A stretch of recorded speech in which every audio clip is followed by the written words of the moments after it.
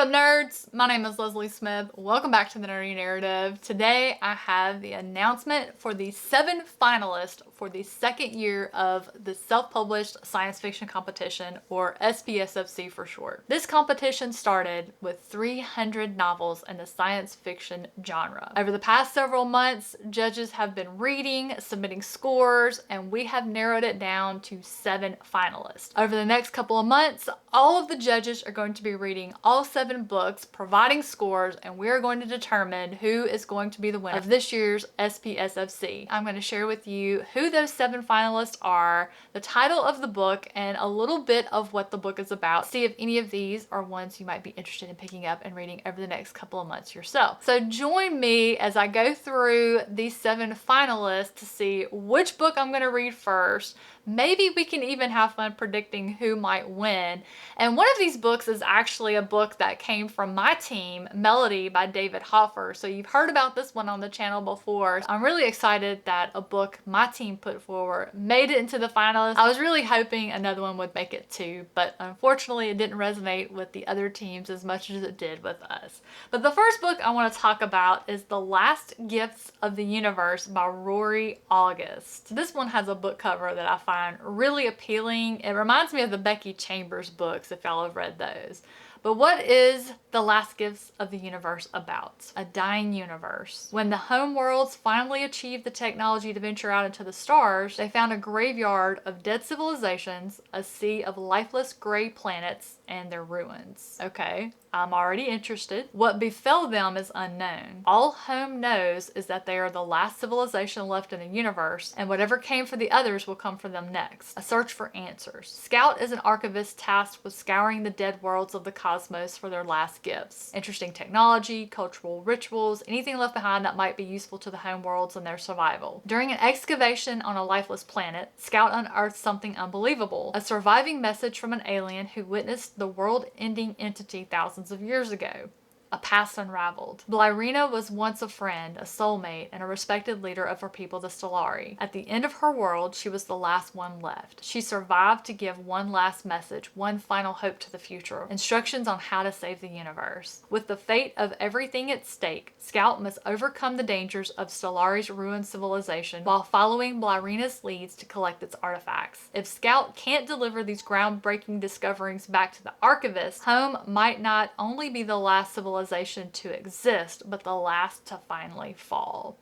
I really like the sound of that one a lot. Like a lot. Like right now, that's going to be the first one I'm going to start with. Next, we have Those Left Behind by N.C. Scrimmager, and I am probably pronouncing the last name incorrectly, and I do apologize, but my goodness, that is a gorgeous cover. This is one I would absolutely pick up because of the book cover alone. Interestingly enough, it starts with a sentence that's almost exactly like the previous book we just talked about. A dying planet, a desperate mission, a crew facing impossible odds. Humanity's last hope lies with them. Time is running out for the people of New Polis. Nobody knows that better than Alvira Renata, a tenacious captain determined to scout past the stars with nothing but a hand-picked crew and the promise she made, to find a new home for humanity. But between navigating the dangers of dark space and playing first contact politics with a galactic civilization already on the brink of war, Alvira soon realizes keeping her word might not be as easy as she thought. Her only hope may be the secrets of the ancient alien way stations scattered across the galaxy. The mysterious technology could be the key to humanity's survival, or bring the unwanted attention of the long-forgotten beings who built them. Now I'm interested. That line right there got me. But remaining united in the face of annihilation is a lot to ask from a crew already splintering under the weight of their differences. A jaded pilot wrestling with his family's blood-stained legacy looks for a place he can start over. A young translator, desperate to leave her mark on the galaxy, searches for meaning out in its lawless frontier. Alvira herself reckons with the aftermath of betrayal as she fights for a way to save them all. As they break apart to forge their own paths, Alvira and her crew all face the same question. What are they willing to sacrifice to save those left behind? That last part really appeals to the character-driven reader in me. Let's talk about the next one. I do not know how to pronounce this title, but I'm going to try. I'm going to call it Estes. According to the cover here is book 1 in The City by S.Z. Atwell. All right, what is this one about? An underground city built centuries ago to ride out the devastating heat.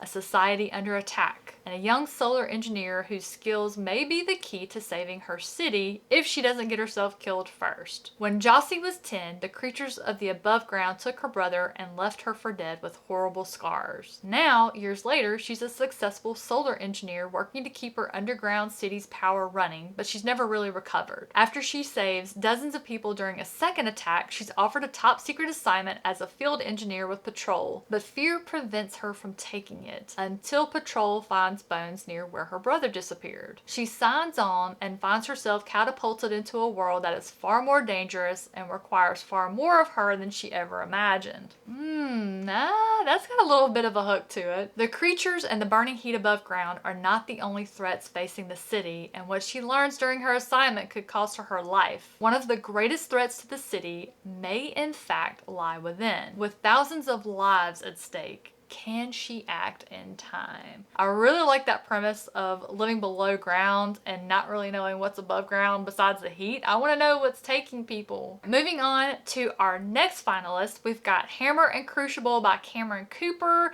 Looks like this is the first book in a series as well called Imperial Hammer. That's not a bad cover either. What is this one about?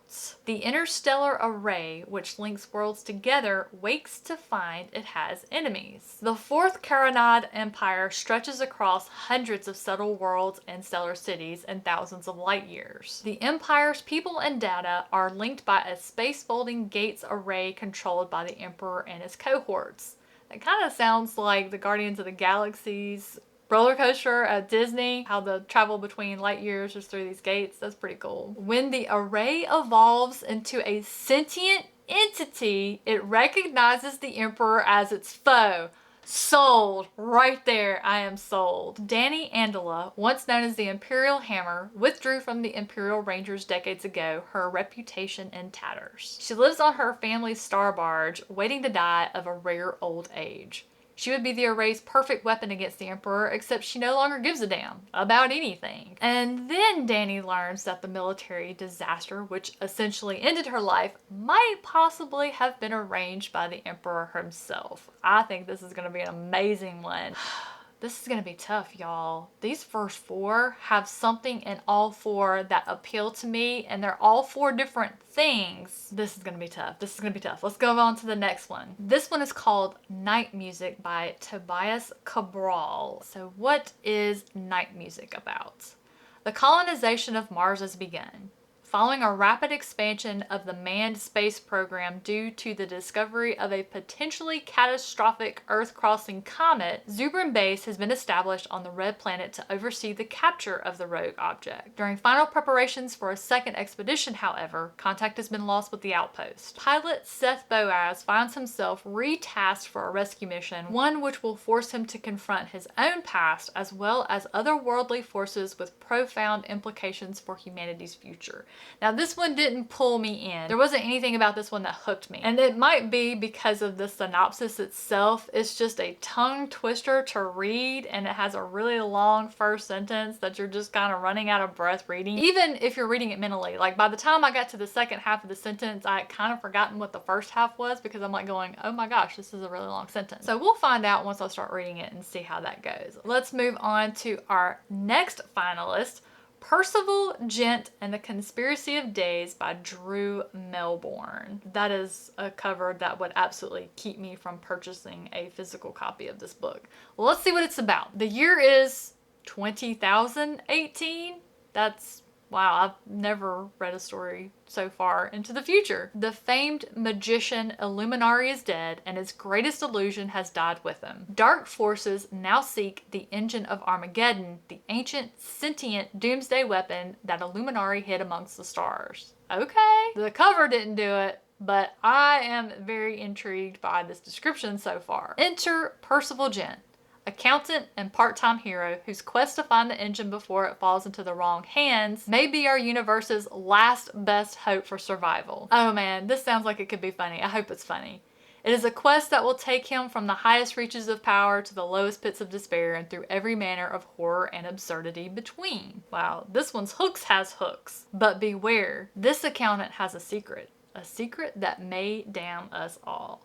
I am really excited for this one. So yeah, the cover is not good in my opinion, but that book description really nailed it for me. The last of the 7 finalists is Melody by David Hoffer, which I've talked about here on the channel. But just a refresher in case this is the first video you've watched of mine on the channel because you're looking at the Spsfc finalists, let's talk about what Melody is about. A melody from the stars can save humanity, but only if Stephen can awaken the alien within. Childhood therapy cured Stephen Fisher of disturbing visions and the delusion of having come from another world. But when his daughter obsesses over a star in the night sky, he fears that his genetic legacy may have burned her with the same illness. His sanity is then shattered when he loses his child and the military abducts him, claiming that she recorded a song broadcast from another world. A voice inside Stephen's head convinces him that he can bring his daughter back to life. What he discovers instead is a stunning truth about himself, his child's destiny, and fate of the entire human race. This is one of the books that came from my team, Team Book Invasion, so I'm really excited that one of our books made it into the final 7s, and now I have to decide which book am I going to start with. Oh my goodness, that's going to be hard. I thought when I started reading the book description of the first book, The Last Gifts of the Universe, I'm like, okay, this is going to be the book that I'm going to start. And then I read Those Left Behind, and I'm like, ooh, that's a good contender. And then with each one of these, I'm like going, ooh, no, I want to read this one next. All of these book descriptions sound amazing. They have me excited to read the book, and that's a great sign. Well, except for Night Music. Night Music didn't do it for me. Yeah, but we're gonna hope that was just a poorly written synopsis, and once I read the book, that's gonna change for me. Of course, I'll update you all. I'll be reading these books over the next couple of months, and we'll be discussing them here on the channel. I hope you all are excited to see who is going to win SPSFC this year. I know I am. Do we have any predictions for who might be the winner? Are there any of you watching that have happened to have read any of these finalists? Let me know in the comments down below. And for a little bit of extra fun,